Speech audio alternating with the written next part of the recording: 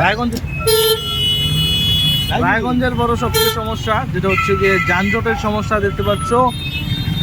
এই সমস্যা নিয়ে কোথায় যাব সেটা বুঝতে পারছি না। সবচেয়ে বড় কথা হচ্ছে যেটা যানজটের জন্য দায়ী হচ্ছে এই টোটো। দেখতে পাচ্ছ আমি কিন্তু একটা টোটো কিন্তু চালাচ্ছি। তো এই যে সমস্যাগুলো হচ্ছে দেখতে পাচ্ছ, দুনিয়ার ভিড়।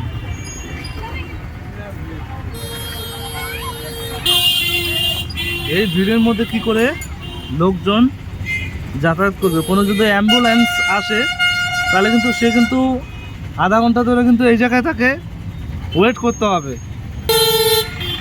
এইরকম সমস্যা দেখতে পাচ্ছ।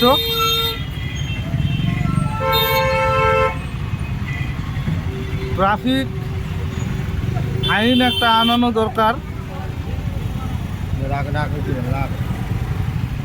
সাইডে কিন্তু চলে যাচ্ছে সবাই, এই দেখতে পাচ্ছ।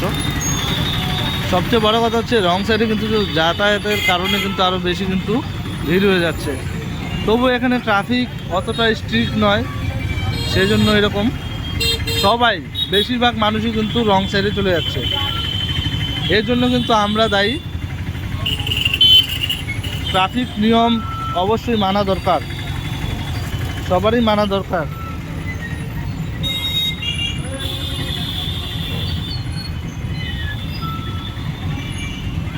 এত জ্যাম, বাসগুলো বের করতে হবে না।